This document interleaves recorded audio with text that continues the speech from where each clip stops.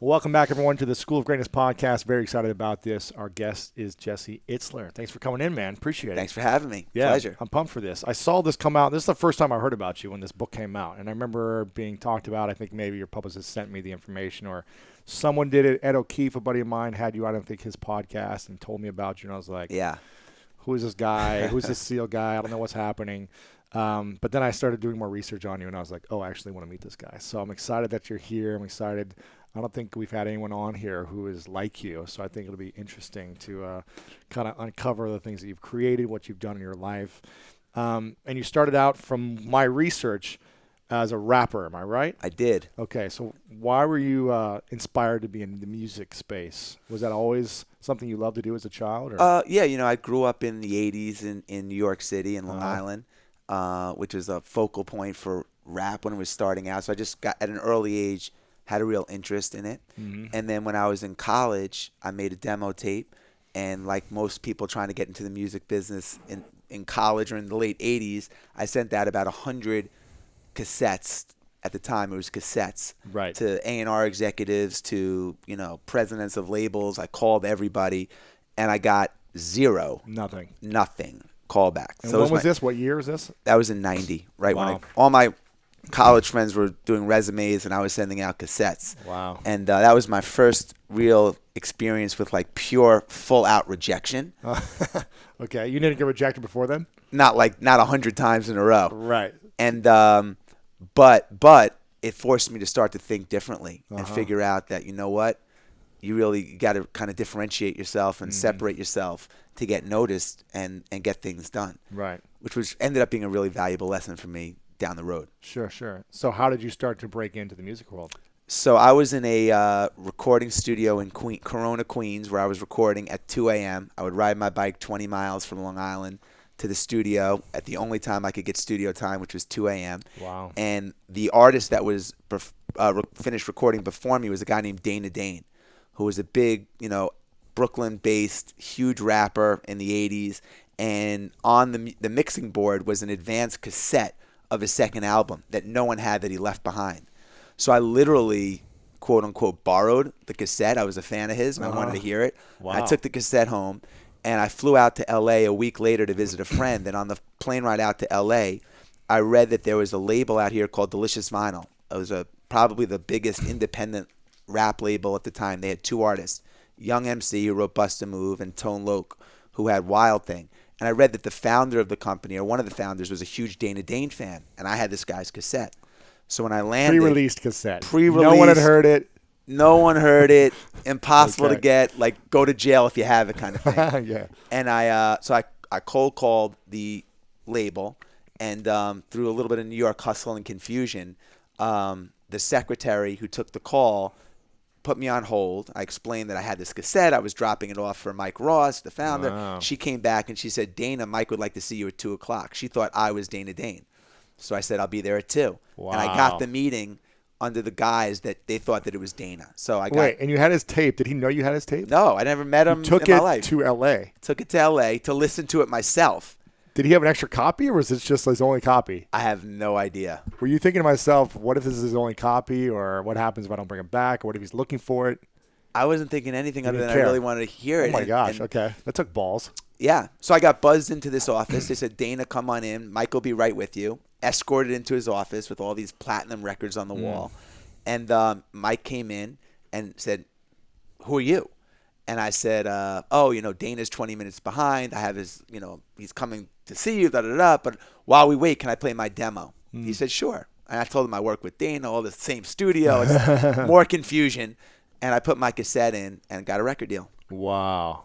Interesting. So through association of someone else credible, you essentially use that as social proof, it sounds like, and built your case up in person. Yeah. Amazing, man. Yeah. That was great. Wow. Okay, cool. And so from there, what happened? Was it just a big hit right away? Were you, in the top charts with every song you had, or was it a struggle after that? Well, I thought 22 years old, 21 years old, that, they had these great mega artists that all I had to do was sign the deal, and whatever I put out would be a hit. But, as you know, it doesn't work that way. Exactly. And that was another quick lesson that you really have to do it yourself. The label was so busy with other stuff, and that I really had to. I realized that I should have done more on myself, and it didn't go as I thought it would go, and I didn't get picked up for a second album. And do you know how many sales it did, or not enough to get picked up? Okay, gotcha. Whatever that number was, it Sure. wasn't enough. And I had nothing on my resume other than I was a kiddie pool attendant that summer that I was riding my bike to the studio. So now I have no record deal, and the only thing I put on my resume is kiddie pool attendant and failed rapper, and that wouldn't really do it. So sometimes when you look at something that's a failure, it's sort of just life's way of tapping you on the shoulder and saying you're off course. And I felt like I was in the right world, but just a little bit off course. And if I called an audible but stayed in and I ended up doing jingles. And that I read that, yeah. for like NBA teams. Or I started doing theme songs for professional sports teams, Amazing. which was a niche that sports music that didn't exist. Really created this category of sports music. Which can be profitable. Jingles can be profitable, right? Yeah. I mean, not for me, but for most people they were. Sure. The first song that I did was a song for the Knicks called Go New York Go in '92. And it was a theme song for the Knicks. They paid me $4,000. And it became the #1 song on New York radio. It was a huge hit. But by the time I paid the singer, the studio, the engineer, the mix, all the things, You were negative money. Lost $400. Yeah. And but every team that came to Madison Square Garden would say, "How do we get a song like that?" And I realized, well, hold on, $4,000 times 100 professional sports teams, that'll work. bad. I'm not making anything now, and I started doing that. That was my little thing. And I did Amazing. about 20 or 30 of them, and came up with the concept. The songs became really in demand. There was no way to get them. They were played on radio. So if you were a Knicks fan and you wanted the song, you couldn't get it. So my partner and I came up with an idea to sell this song, with all the other songs they play in the arena, with great moments in team history in between it, like a musical program. And we sold a shitload. Can I curse on this? Yeah, it's fine. We sold a shitload of records. That's great. And that was my first kind of taste of having a little bit of loot. And after 1991, 92. 93, when Jordan came back, we did a song for the Bulls called Right Back in It. When Michael came back, sold 500,000 Bulls CDs, which was a couple $1 million, and then took all the money, and which was probably the hardest thing I ever did in my life. Took all the money, and instead of going to buy a car or a house, which is what I wanted to do, we reinvested it in exclusive deals with all the sports leagues to do these team-specific compilations, and then sold the company to a public company. Wow. So that did really well, and financially, when you did all that, that's amazing. Yeah, that was it. Congrats. That was a good little. Most people don't think about reinvesting it back in their brand or their business or things like that. When I'm heavily doing that myself, I'm like, the money I make, I have a $4,000 car that I've had for years that I just don't care about these possessions. I'm like, I'd rather build something meaningful that's impacting the world and also creating something cool at the same time. So it sounds like you learned a lot of amazing lessons. Yeah, and it's very difficult if you don't have any investors and anyone to report to, and all of a sudden you have money in your bank account as a business. You want to take it out. You don't think that you're gonna have to reinvest it or use it, especially when you're 22 years old. Right. So that was a really tough thing, and but it ended up being a good thing. Yeah, it sounds like up until then you had learned a lot of great lessons. What I'm hearing is the theme, and I'm curious, who was the most influential person in your life growing up, and what was the biggest lesson they taught you? Well, it would certainly be my dad, without question. But the best lesson I got was from my mom. When I went to college, my mom told me just to do everything I could, to try everything at school. Like nothing was off limits. Go to every lecture, do every intramural sport, go to every fraternity party, do everything. Meet as many people, and just figure out what it is that you like to do. Now, I still don't know what I want to do or what I like to do, but it did give me a different view, to just expose me to a whole different world that I didn't see growing up in Long Island. And that ended up being a really good lesson for me. But my parents have both been great influences on me. What would you say is the biggest lesson your dad taught you? He just gave me so much freedom to try to do whatever I wanted to do. And I think he really supported my failures, and I had plenty, and congratulated me on the attempt rather than the outcome. Interesting. Okay.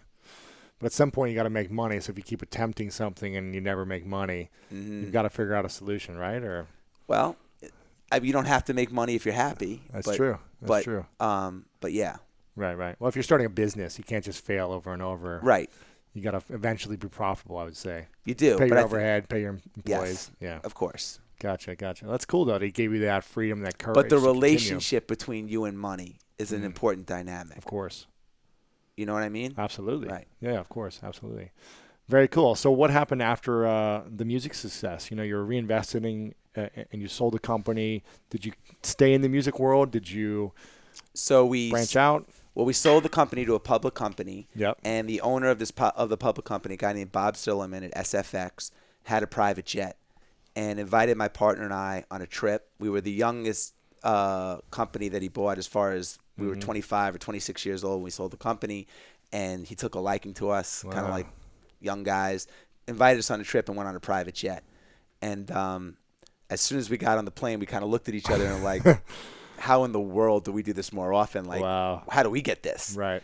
And ultimately, that one trip led to a private jet business that we started called Marquis Jet. Unbelievable. I think I went to a Marquis Jet party at a Super Bowl, in the Tampa Bay Super Bowl. Yeah. There was a party there. It was Marquis Jets. I think it was like, I'm not sure when this was. Oh, I remember exactly. 5-6 years ago, maybe? More. It was 7 years ago? Yeah. 2009, maybe? Even maybe more. But yeah. I think it was 2009, Was it maybe. 9? When did you guys launch Marquis Jets? 01. 01. Gotcha. Okay. Yeah, I remember that and being like, wow, this is a pretty sweet party. Yeah, that was like our annual. That was cool, yeah. It was really cool. Amazing. So you just decided that you're going to launch a jet company. Well, we had the idea because we wanted to use it. Right. So we're like, you know what? Even if no one else signs up for this thing and we can fly on a private jet, that would be a win. But it's a completely different skill set and business and industry that you didn't have any experience in, I'm assuming, right? I mean, that's kind of a theme for me. I mean, I think one of the things as I look back on my life, and I was in music, I was in private jets, I've been in coconut water and all these different things, sports, is that I had no prior experience in any of that. And it ended up being the best blessing for me because no one taught me or told me how to do it. So it was guaranteed that it would be done differently. Interesting. And that was, it guaranteed that it would be creative and different and unique. So no, neither my partner and I had any background in. I mean, we couldn't even make a paper airplane. Right. And we're getting this, and we didn't have money to buy a plane. So and you weren't a pilot either, I'm assuming. No. Okay. But we had an idea. And you had a passion for it. We had an idea, and intuitively, I think we both knew it would work because we knew if we wanted to use this product, that probably a lot of people would want to use it. And how could we make it more affordable and bring it to the masses? So what did you do? Tell me the problem and then what the solution was you guys Well, the problem was there was only 3 ways to fly privately at the time. You could buy your own airplane, which is incredibly expensive. So expensive, yeah. It takes out 99.9% of the world. You could buy a fraction of a plane, which is like a timeshare, which is also very expensive, and it's a long commitment. And that's not, we don't want to put a couple $1 million in for multiple years. We wanted to take like 3 trips a year with our friends to golf. Yeah. Or you could charter a plane. And there's all kinds of questions about like, well, who owns the plane? Who's flying the plane? What if the plane doesn't show up? Inconsistencies. So we were like, if we could just offer a 25-hour solution with none of the responsibilities of owning your own plane. You don't have to manage it. You don't have to schedule it. You just like call on demand. It shows up. And you prepay for it and just work off the hours. It will work. It's like the Uber for planes. Yeah. But there was one problem. What? We didn't have any planes. Okay. So we once we had the idea and we had it all kind of baked, we had to go find someone that could lend us a fleet of airplanes. Right. How many did you want to start with? Well, we sat next to each other like you and I are doing, and my partner asked me, how many people do you think would buy this that you know? And I said, I could probably sell 15. He said, all right, put me down for 15. I said, we need enough to hold 30 people. Wow. And we went to NetJets, which is owned by Warren Buffett, and Berkshire, and with this idea. Are they based out of Columbus? Yeah. Whenever I fly in, I see big NetJets on. Gotcha. Yeah. And had this meeting to pitch this idea that was going to change my life, and they threw us out in about 10 minutes. Why? I think the direct quote is, sounds cool. If you guys think I'm giving 2 27-year-olds my fleet of airplanes, it's not happening. You're out of your mind. Yeah. And but his partner came out after the meeting and said that was a great meeting. I said, what are you talking about? We got thrown out in 12 minutes. He said, Rich Santulli, the CEO, doesn't give anyone 12 minutes. and said, if you guys kind of just do this, change this, do this, Come let's back in a come month. back and Yeah. let's try it again. So we did, but instead of coming back with a deck, we brought in our own focus group. We literally just lined up like 8 chairs of athletes, entertainers, agents, People lawyers. who could afford it. Right. And one by one, they stood up and explained why they wouldn't buy their own plane, why they wouldn't buy a NetJet fraction, Wow. and why they would buy this card. Wow. And we got a deal. And then a year later, you know, I think we had more customers than NetJet. No way. Yeah. Oh my gosh, that's brilliant that you brought people in, that you were able to enroll your friends into coming in and supporting you. Yeah, no, it was Wow. It was great. And It they was were all great. on board because they wanted to use the product. It sounds like. Yeah, no, I mean, They it was want to all, fly it was all private. yes. They don't want to fly first class and wait in line for an hour or two or whatever, right? Right. Or pay millions. So it worked Interesting. out. Amazing. That's really cool. And how long did you have that company for until you? We had it in 01. We ramped it up to $5 billion in sales and sold it in 09 to Berkshire. Wow, amazing. Congratulations. That's big. That's I good. love it. Okay, and so during that time, then you got connected with Zico, right? Yeah, so in 2006, I decided to raise money for a bunch of charities that were important to me. And I didn't want to do it the way, you know, at the time I was going to all these golf dinners for charity and, you know, banquets and all this stuff. And it was just like the same thing. So I decided I was going to run 100 miles to bring awareness and raise money for these charities. And I picked a date on my calendar and said, I'm going to start training today. And during the process, I did a lot of research on like, well, what do you drink Right. and what do you eat if you're going to run for basically 24 hours? Yeah. And I stumbled upon coconut water, and I became literally like the human guinea pig for coconut water.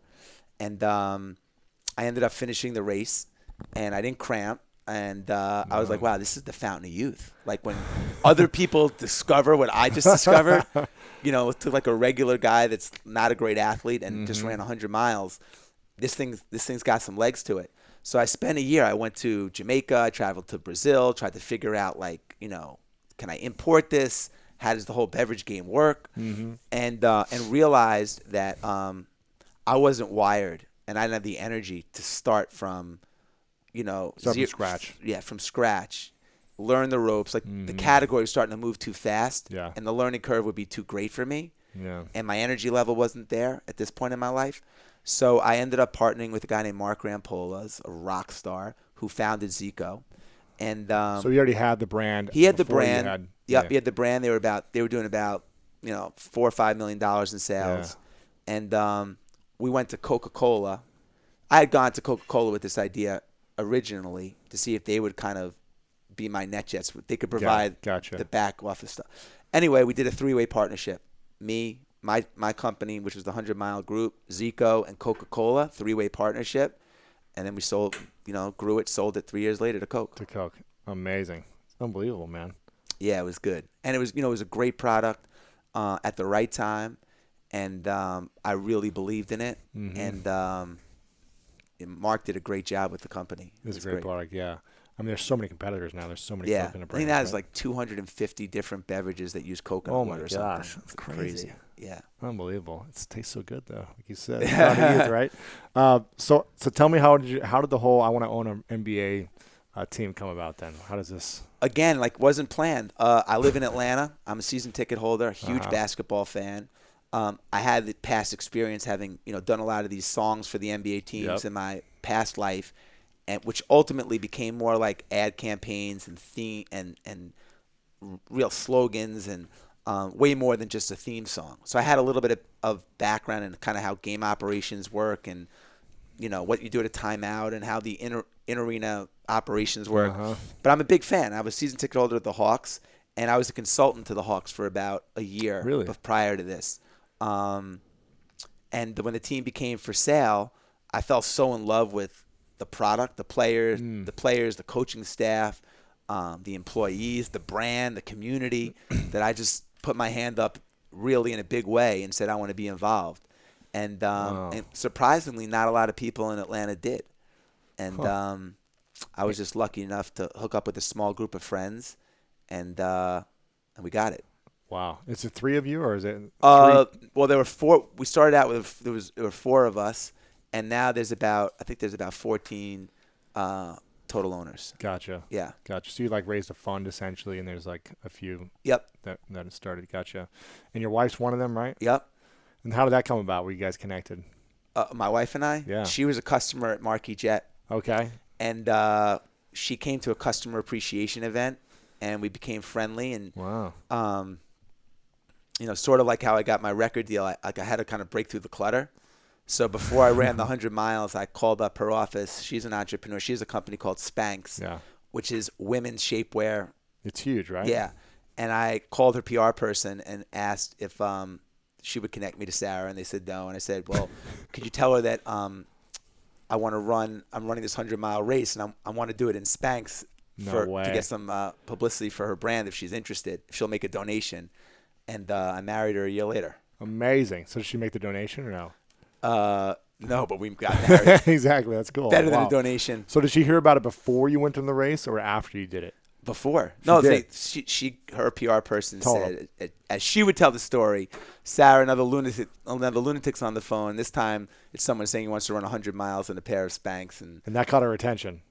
Yeah, I mean, she's married to that enough. Yeah, lunatic. Gotcha. Very cool. So did you guys connect before the race, though, or no? Yeah, we were friendly. We became friendly. Gotcha. But we really started dating after the race. Interesting. She was like, a guy loves my brand this much, I'll go out with him, right? Right. I love it. Yeah. Okay. So I want to talk about the book now. I love your story. I love what you've created. You're like the representation of someone who creates something from nothing with everything you do. And for me, that's really inspiring. And I think it's inspiring for a lot of people that are listening because most people don't believe they can create something from nothing. And you create big things from nothing, which I think is really cool. And you didn't have like the education for all these things, right? You didn't go to like a school specifically for music or for owning a NBA team or any of these things, right? You just learned as you went, which I think is really cool and admirable. Now why the point of having a SEAL live with you? This book's called Living with a SEAL, 31 Days, Training with the Toughest Man on the Planet. And I watched a few videos on this guy. He's a freak. But why did you decide to have him live with you? On theme, it wasn't planned. I was at a race in San Diego that I was doing with 5 friends. It was a 24-hour relay race where we each turns running a leg of the race. Is this San Diego to LA and back or something? No, it was actually in San Diego? A 24-hour race on a 1-mile unlit dark parking lot. And we were doing it just to kind of get out of New York and have fun and whatever. And at the start of the race, and the race was unsupported, which means that you have to completely bring all your own supplies. They provide nothing. Right. And they provide the track essentially. A track and a chip in your shoe to clock your time. Right. And I was coming off Marquis Jet, so our supplies were like fucking loaded. I mean, we had like whole food truck, like trucks of stuff came up.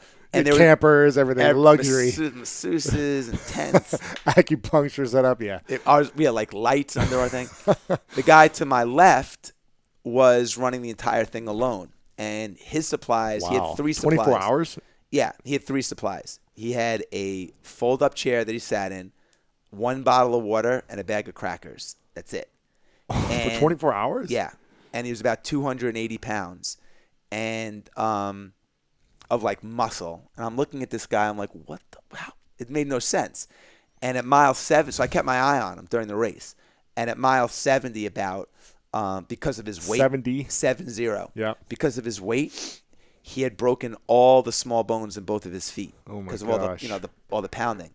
And because he had only eaten crackers, when he sat down on his folding chair, all the blood that was from the run rushed down, blah, blah, blah, blah. He had basically had kidney failure. He was peeing blood. Oh, my gosh. So he was done, and till he wasn't done, I watched him get out of the chair, peeing blood and with all of his broken bones taped up, and run 30 more miles. No way. And I was like, who is this guy, and what in the world makes him tick? So I Googled him after the race. Did you say hi to him or connect with him? No. He wasn't a say hi to guy. Wow. He was a don't fuck with me guy. Right. And so I got his number off of his bib, looked at the race results, Googled him, and learned that he has this like amazing backstory. He was a Navy SEAL. He lost 100 pounds in 60 days before he reported to Buds, to training camp. He gained the weight back, and then after he graduated, and then lost a bunch of friends in a helicopter crash and decided to Google the 10 hardest things in the world to do to raise money for the kids of the fallen soldiers, and literally became the best endurance athlete on the planet. He broke the Guinness Book of World Records for most pull-ups in a day. He did 4,030 in 17 hours. Oh, my gosh. He's run multiple ultra marathons, won multiple races. I mean, I can't even explain what this guy. So anyway, I cold called him. I'm like, I got to meet this guy. Flew out to meet him. And like 10 minutes into our meeting, I'm like, you know what? All the different buckets of my life would be better if whatever this guy has rubbed off on me. Like whatever made him get out of that chair, I want that in work. I want that at home. I want that in my training. I want that to give that on to my kids, like everything. Right. So I just asked him if he would live with me for a month, if he would move in with me and my family. And 3 days later, he's at my breakfast table. Wow. Okay. And was there a format, a structure? Because you're a busy guy, you're traveling a lot, you're, probably not at home that much. So what was it like? Were you like, I'm going to be at home this whole time? Right. So the rule was, comes to you with work, or he Right. just stays at home? He shadowed me everywhere I went. Everywhere. 24/7, except for bed. Everywhere. He didn't sleep in the No, same but he bed slept as- in the room next to us. Yeah, okay. Slept in my house. Yeah. And, the only thing he said, the only condition before he moved in was that I had to do anything that he said. Okay. And that nothing was off limits. And if I didn't do it, he'd leave. Right. And Obviously, with respecting your family and, no. nothing There was- like. Not really. No, I Okay. mean, it was like when he first moved in, he comes into the house and he has a little knapsack for 30 days. If I go away for 30 days, I'm checking 2 bags. Yeah. He has this little like Huck Finn For 30 days with all his knapsack. clothes and everything, and His whole life in the bag.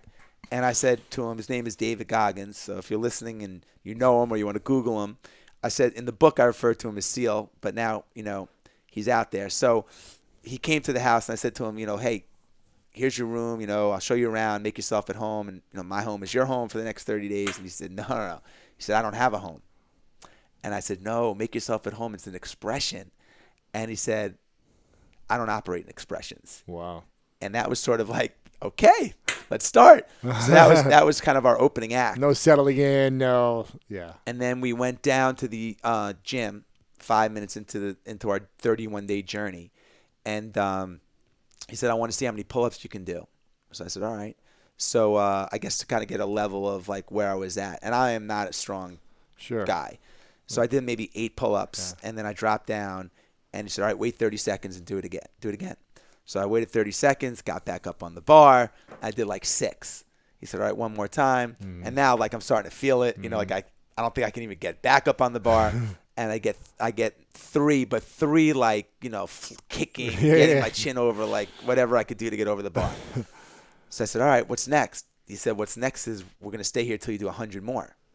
Oh, my gosh. And I said, you're doing one at a time, essentially. Yeah, and I'm like, come on, man. Like that's great on paper, but I physically can't do 100 more. And that was our start of many lessons that I learned, because I ended up doing it one at a time. And what he taught me was that so many of our limitations are self-imposed, and we set something up in our brain. We program our brain one way, and that's our limit. And until we can get past that and see what we're really made of and like get uncomfortable and experience pain, you don't know what you're capable of. Yeah. So that was a really good lesson for me. And every day was a lesson like that. Wow. So would he wake you up in the middle of the night? Or did you have a boundary where like from 10 to 4, I'm with my wife and dad, or? He did all kinds of really non-traditional things. Really? And you just had to say yes. I said yes. What about your wife? She was just like on board with it. She was on board with it. But he wasn't doing it with the kids or her. They were out of it, right? He took the kids. At the time I only had one son. Now I have 4 kids, and my son was 18 months old. And one day he took us. We went running with a 50-pound weight vest, and it was in the snow. And when we did like for like an hour and a half, and we came back, and I was on the couch wiped out, and he woke me up immediately, said, come on, we're doing it again. Wow. And my wife had left, so I was on kind of babysitting duty. So I said, I'd love to, but I have my son. And he said, bring him. Wow. And I said, it's 18 degrees out and snowing, and he's 18 months old. I can't bring him. And he said, bring him. Wow. So put the vest on and bundled my son Otherwise, up. he would have walked out and left, right? Yes. And we did it.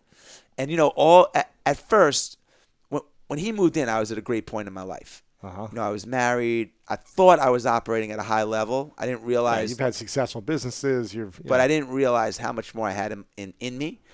And I was in a routine. Like all of us, my routine. For me, it was have breakfast, go to work, come home with your family, repeat. And it was great. But I wasn't getting better because I couldn't get out of it. I was so comfortable in it. Yes. And like to get out of a habit requires really rewiring your brain. And I just couldn't do it at that point. I don't know. I've done it in the past. I just couldn't do it. So I brought him in to really shake things up. But and when I did it, I emailed 30 friends. And I said, guys, the workouts I'm doing are so insane. You got to check it out. And they started sharing it and it caught on. But what I realized was it was the mental side of it. The what is behind this guy? What is driving him? Where does this come from? How do I get it? How do I get to be more mentally tough? How do I get to be more consistently disciplined? And that's why I wrote the book, because I wanted to share more of him than just like, oh, we ran 9 miles and then he woke me up and we ran 7 miles and I did this many pull-ups. Like, that comes and goes. I mean, you've had anyone can do the workouts, but it's the mindset behind it. Yeah. Right. I wanted Obi-Wan Kenobi on my shoulder all the time. Wow. So what do you think were the top 3 lessons that you learned from those 30 days? 31 days, sorry. Well, he has this thing called the 40% rule, which is basically when you're done, when your brain tells you you're done, you're really only 40% done. Oh my gosh. But the reality is we're all wired. So the first time we experience pain or discomfort, our brain sends a signal and basically taps you on the shoulder because it doesn't want you to get hurt. Yeah. And but if you ignore that tap on your shoulder and keep going, you can do so much more. Sure. So that was a really good lesson, and I kind of learned that with the pull-ups. But when's the limit? Like once you do that, 60% more or 40% more, you got to find out. You keep going until you break an arm or until you go to the hospital, or it depends on who you are. Right. I think. Did you ever hit that limit where you had to go to the hospital? I hit the limit where I physically could not go on. Like we were doing push-ups one day, and I just physically couldn't get up.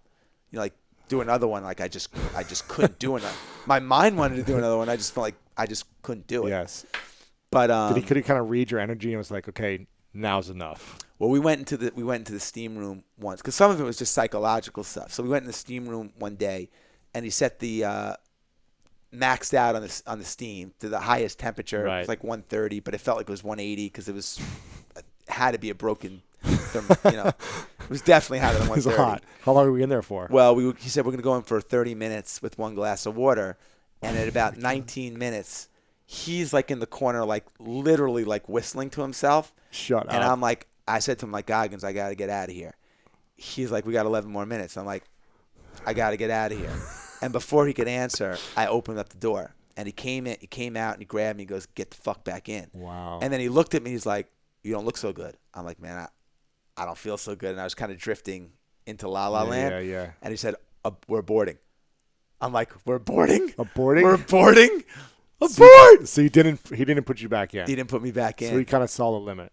He saw the limit. He also watched me sit in that chair for about 3 hours afterwards to recover. Yeah. Drinking coconut water. Yeah. I mean, we just ran. I was so out of whack from everything we were doing. I wasn't sleeping, and then we went into this heat. I was dehydrated already. The steam. It was like it was gross. Gosh. It was just I couldn't breathe. It was just. Plus, you're also mentally. I'm assuming you didn't put your life on pause during this. I was working full time. Working full time on multiple businesses, right? 12-hour day, like full. Then you're full time with your son, right? And then your wife. So it's not like you're just neglecting and traveling, them. and at the time and building a house. It was crazy, but one lesson that he taught me was so important is I was able to take on all that he was putting on my plate and do more without getting rid of anything, because what I did was he basically after a week looked at my life. He was like a life coach in a weird way. Right. And said to me, I was filling up my calendar with so much non-essential stuff. Yeah, non-productive things. Because I felt obligated to say yes to lunch meetings. Yes. Will you meet this guy for 15 minutes? Will you take this call? And I just didn't want to be like, oh, Jesse's an asshole. He won't take this meeting. So I would just do it. And I realized like I was losing control of my own time. Mm-hmm. And like I lost control of my own time. So I started saying no to everything, canceling everything that wasn't going to really, that I didn't need to do. Right. That was other people putting demands on me. Mm-hmm. And I really started focusing on me. I mean, I think so much of business is a reflection of you. And so many of us don't invest in ourselves. Yes. So I drew a little pie chart of my time, of how I want to spend my time. And in my 24 hours, I broke it up into 4 different sections. And I make sure that every day I have 3 hours for me. So I can, because I think it's just so important that we put ourselves first. Mm-hmm. And we really don't. So many of us don't. And you get all these arrows shot at you every day, bills, problems, friends need this, work. The plumber has to come because this is broken. This thing won't start. It's like you're always dodging arrows. Right. There's no way around that. But if you don't take the 3 hours to at least separate yourself from the constant attack of arrows, you go crazy. Yeah. Fucking bonkers. Yeah. So, or you're going to get out of shape, or you're going to feel right. like you don't have any self-worth or something. Right. Interesting. So what do you do in those 3 hours? It's my time. So it could be nothing and watch TV. Uh-huh. It could be exercise for 2 hours, get in a sauna and read the paper. It could be read a book. It could be returning. It's however I want to do it, but it's my time that I control. Do you schedule that every day? Is it in the morning? Is it broken up an hour here, an hour there? Is it at night? It's 3 hours together. For me. I mean, I'm able to do that. Yeah. And, a lot of times I'll kill 2 birds with one stone. No one else is around. It's just you alone, or is it you have friends? No one else is controlling my time. So you can have friends in that time with you working out or doing it. Yes, yeah, but no one. But I'm not going and doing something I don't want to do. It's all your I'm not decisions, taking calls unless it's an emergency. I'm shut down. Wow. I'm shut down. Now sometimes if I'm training for something or I'll say, you know what, I'm going to schedule all my calls during those 3 hours, and I'll go for a run or a walk, and I'll take them with me, or I'll listen to a podcast during that. So I'm like, all right, you know what? I'm going to go for a 3-hour walk, let's just say. Right. And then I'll knock it all out. Sure. Interesting. Okay. So what are the other 3 sections of the day? You said sleep, family, work. Sleep, family, work. And how much sleep do you get? 6 or 7. 6 or 7. Okay. And then the rest depends on, for me, my bucket's my bucket used to be 10 hours of work and 3 hours of family and 7 hours and 3, It's amazing how much you can do in 24 hours. Think about it. Get 7 hours of sleep, take 3 hours for yourself is 10, and work a full day, 8 hours. You have 6 hours left of family time. Yeah. And that's a lot of time. That's a lot of time. So you could, just You've think about it. You've already caught up on everything in an hour. No, but my point is, and that's what I got out of this guy living with me. 24 hours is a long time, and we maximized the time. I would get home at 11 o'clock some nights, and we would spend an hour from 11 to 12 working out if we didn't do it or we had to get more in. Every minute was maximized. It wasn't like we were just going to go and be like, you know what, let's just go, whatever. No, it was all about being productive with my own time too.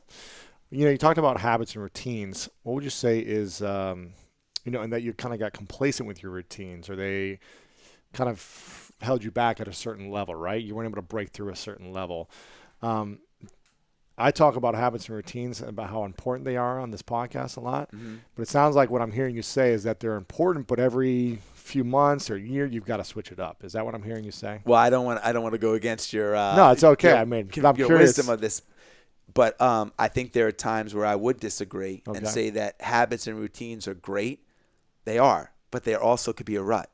Sure. And, and once you get to a place where they are a rut and you're not getting better, that's when you got there's all kinds of, studies on that. Now, it also changing it up and changing up your habit also leads a little bit to means getting uncomfortable. Breaking a habit requires a lot. So if you get in a habit, to get out of that habit requires rewiring your brain. That's just a fact. And that's hard to do, And it's no different than, it's just a very hard thing to do. So when I got to that place, I couldn't get out of that rut because I was so deep in my habit. I'd been doing the same run, the same this, and that was my day. I had to work out. I had to run in the morning. I went to work. Just couldn't get out of it. So for me, it ended up being a rut, and I had to mix it up. Now, why did you choose your wife? I'm curious about this. Why is your wife your wife? Well, we both got married. We were both older when we got married. I got married at 40. My wife was 37 when we got married. So it was, for me, the 20s and 30s were fun, super fun. And that's where I was in my life. My head was around fun, work. I had to work at nights. Like, nights were really important to me. Yeah. I just wasn't ready. And, there's only 3 scenarios. Right girl, right time. That's the one. Uh-huh. Right girl, wrong time. That doesn't work. And wrong girl, right time. Doesn't work. So she was right girl, right time. Interesting. Why was she the right girl for you? She was, and she still is. She's independent, and which I needed. She had her own career. She allowed me to have a long leash and freedom to do the things that I liked, but we still checked in with each other. Mm-hmm. Still check in with each other. Values were the same. All the stuff that you check. If you check 8 out of the 10 boxes, it's probably a fit. That's great. And what's the biggest lesson you've learned about yourself through her lens or being married with her? What has she taught you? Well,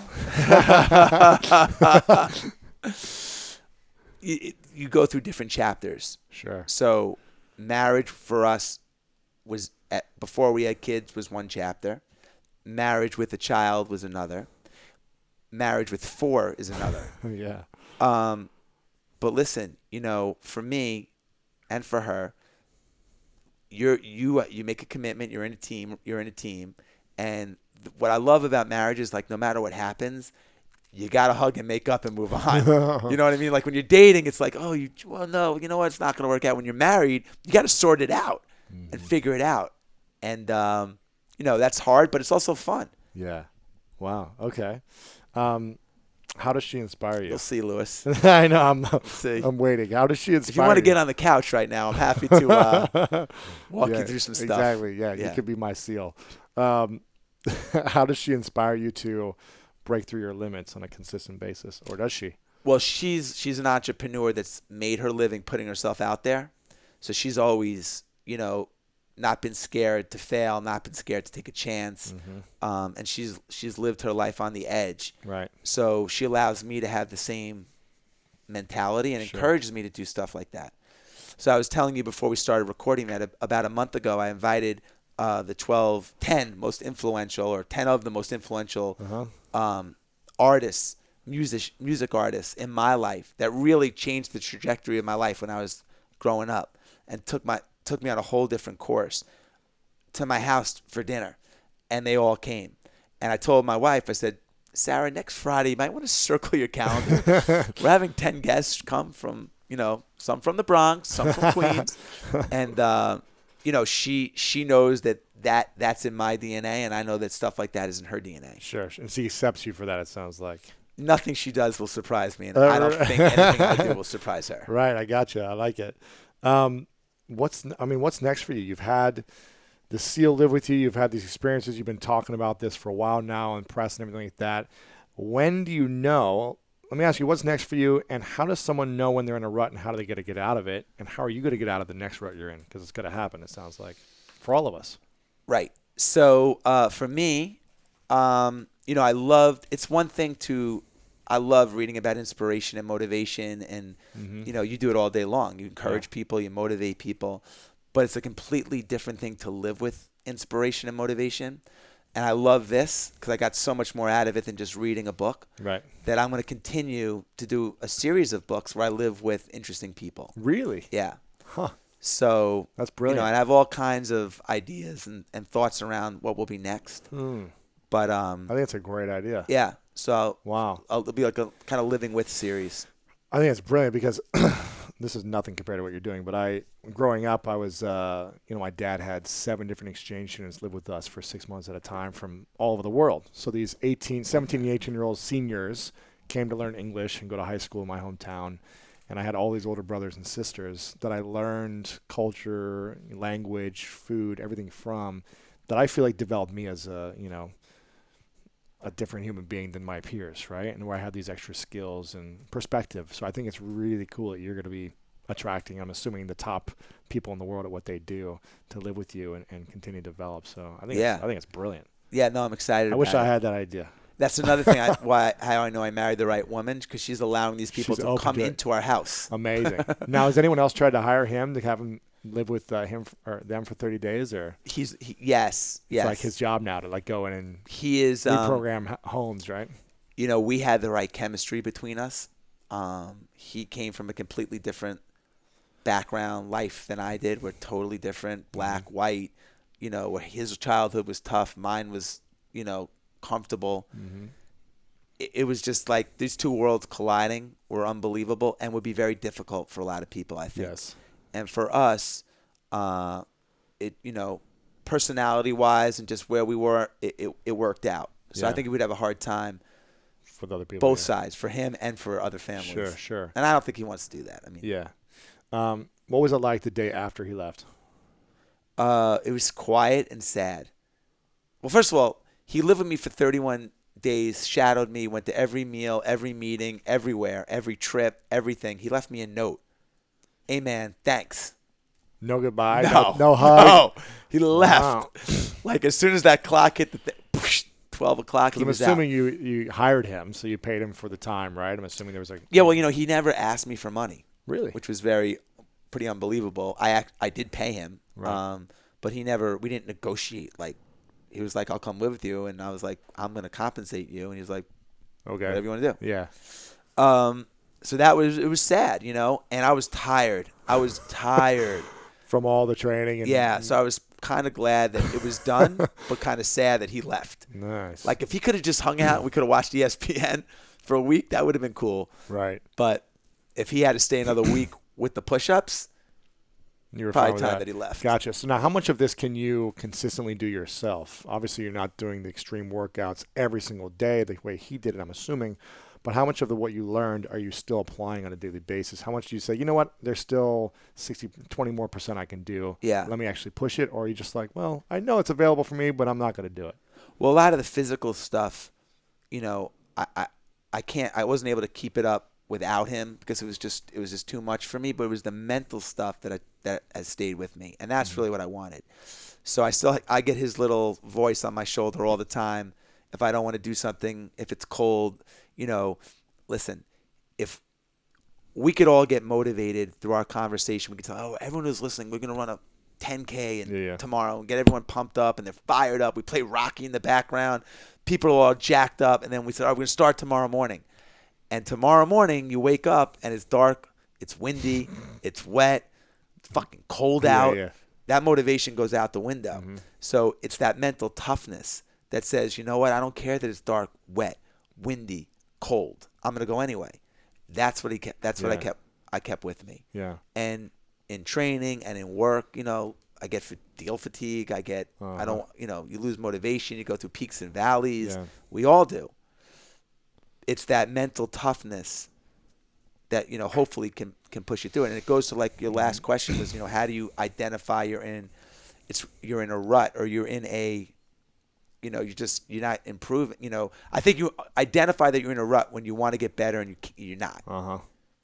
You know, and it's easy to fall into habit. It's so easy. Yeah, comfortable habit that's not moving you forward. Listen, Yes. I've been in brands. I've launched brands that I thought were great ideas, but required breaking a habit, and that is super difficult. Yeah. And coconut water is one. You're asking someone to go and say, stop drinking what you're drinking today, put down your whatever you're drinking, Completely change your habit. right, Yeah. and go try this. Oh, and then do it again next week, and then buy it again the week after, Yeah. and then go get another person to do that. That's hard. Come on, man. It's hard. It's gotta hard. It's got to be a great product for that to happen. Yeah. Mm-hmm. What's a non-negotiable for you every single day? What's a habit that is a must-do every day for you? For 25 years, it was running. Maybe not every day, but, you know, Pretty close. pretty close to every single day. A couple miles. A non-negotiable for me is I only eat fruit until noon. Like, so if you then said you don't eat fruit afternoon. I do, but I don't eat anything other than fruit until noon for 27 years. Oh, you So only eat fruit I until only noon. eat fruit until noon. And then afternoon, you'll still eat fruit. If you said to me, Jess, tomorrow, let's get up and let's go have pancakes. Right. Or eggs and sausage. Right. I would say, Lewis, I would love to, but I'm going to have a banana. Right. Right. Why is that? I read a book called Fit for Life, in 91. And one of the principles of the book was to only eat fruit until noon, because digestion requires so much energy. It does. You eat a big meal or you eat something that's hard to digest, you get tired. Thanksgiving, you're tired. Have a steak and potatoes, you're usually tired. Lions eat a lot of meat, big meals, they sleep all day. But fruit digests in 20 minutes and is the only thing that doesn't digest in your stomach. It bypasses your stomach. Wow. Digests in your small intestines, but is loaded in nutrients, perfect sugar balance with your brain, and helps with elimination. So I'm not a scientist. I'm not a food nutrition. I don't know. I'm not any of that. But I tried it for 10 days, It like worked. the book said. And here I am 27 years later, and I ran 100 miles, and it's never changed. Wow. And I haven't missed probably 3 days of work. Wow. 27 years. So Amazing. I love that. Are there any other non-negotiables, or is that? I mean, I got a little nutty stuff. Yeah, I got some non-negotiables. We'll talk about it afterwards. Gotcha. Final few questions for you. Why are you so motivated to continue doing what you're doing? I mean, you've built so many amazing businesses. You've tried all these things. You're married to, an incredible woman. You've got kids. Why do you keep moving forward? Why do you want to keep creating books, building businesses? What's the drive for you? I mean, I think it's two things. One is I'm a big believer in building life resumes and creating memories. And, last year, if I said to you, name 5 things that happened last year, it would take you a long time to probably think of 5 things that you really remember. And I bet the 5 are either the most wild or hardest, or those are usually the most memorable. And those are the things that make you feel the most alive. So I love creating life memories, and challenges are the more challenging, the more memorable, and the more alive you feel. And the second thing is, I don't believe in, finish lines, to the sense that I believe in one-day celebrations, like check the box and move on. You run a marathon, I'm not like, that's great. Let's celebrate it that night. Let's show everyone our medal. But let's not sit there and think about it for 6 months that we ran a marathon. Mm-hmm. Like, that's great. We did it. What's next? So I've never been someone that, like, if you didn't bring up Marquis Jet or Zico, it's not even on my mind. Right. It's in the past. Right. I mean, subconsciously it lives in me and it's part of my journey. But it's like, I'm like, thinking about what can I do next? Yeah. You want to keep creating. Yeah. I mean, it's just, you did it. I love it. It's like moving back to your old neighborhood. Yeah, it's great. What are you most grateful for in your life recently? I mean, knock on wood, man, 4 healthy kids. Without question. Yeah. Yeah. I love it. This is a question I like to ask at the end for everyone. It's many, many years from now, and it's the last day for you. And let's say that the people you love are there, but every book you've written, all the businesses you've ever created have been erased from time, and all the interviews you've ever done are gone.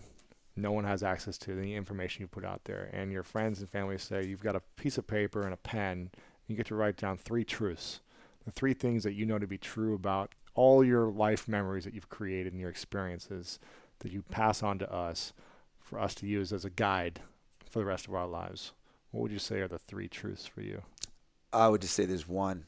Truth. I would just say, if I was telling my kids, like on my deathbed, I would just say to be good to people. I mean, at the end of the day, really, what else is there other than treating people well?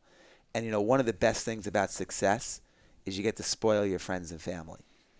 And that's the most rewarding thing. It's not that you can go and get a bigger house or, Right. It's that you can share things with your family and friends, vacations, sporting events, big moments, fly them in, and do stuff with the people that you really want to do it with. Yeah. I mean, and it's hard to say, like, live an honorable life and don't lie. And, we all try to do that stuff. And you do it to the best of your ability. And obviously there's going to be little exaggerations here and there and this and that. But at the end of the day, for me, it's just, I've made my living and my life when I was in my 20s, treating everybody exactly the same, from doorman to whatever, because in my 30s, those same people, and I had no idea that this was the case in my 20s, but in my 30s, all those people that I've been nice to, that I crossed paths met or whatever, were in positions of power. So many of them went on to be in positions of power. And people genuinely want to help people if they were nice and good to them and have a good taste or feeling about them. If the energy is good between us, you're going to want to help me. I'm going to help you down the road with nothing in return. And I found in my 30s that was the case, that people wanted to genuinely, if I picked up the phone and I had done something or we had a relationship, that I could get something move forward because of that. Yeah. Whereas other people could have been an asshole. Right. You know what I mean? Just because you're an asshole and you might not have that same thing. Mm-hmm. So, and I try to do the same thing, with everybody. Right. Turning call, everything. Sure. I love that.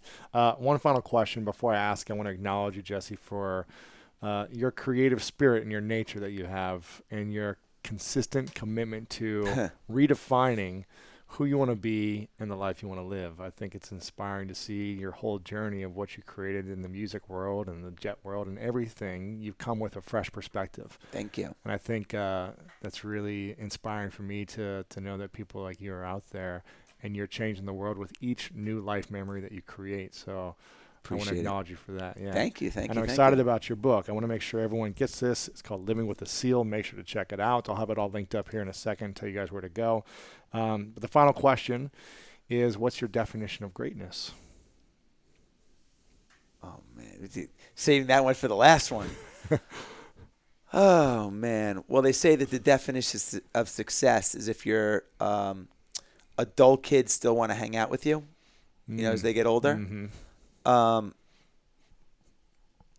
Anything that you ask me around greatness, because the hardest challenge is being, and you'll find this out, hopefully, is being, do you have kids? No. Okay. Not is yet. Being a parent. Mm-hmm. It's just so difficult, and it doesn't come with a manual. Yeah. So for me, the greatness is if you're, centers around your family. I love it. And, how you can help people. Yeah. Everyone has, the ability to do great things at work. There's so much opportunity in this country. We're so lucky to be born in this country where you have nothing but opportunity. Yeah. And you see it every day. Yeah. And you don't even need a high school or college degree to be a billionaire in today's world. But you got to do a lot of things right and great to be a great parent. That's powerful. Jesse Itzler, thanks for coming on, man. Thanks, man. Appreciate it. Hey guys, thanks so much for watching this video. I really appreciate it. And if you enjoyed this video, then make sure to subscribe to my YouTube channel. You can do that by clicking right here to subscribe, because each week we come out with awesome, epic, and inspiring interviews and messages and videos just for you. So click subscribe right here to get notified of new videos every week. Also, if you enjoyed this specific interview, we've got a lot of great interviews like this that are uplifting and inspiring. So click right here to watch the previous interviews, because the people I've had on are pretty cool and epic as well. So click here to watch previous interviews. Click here to subscribe. I love you guys, and I'll see you very soon.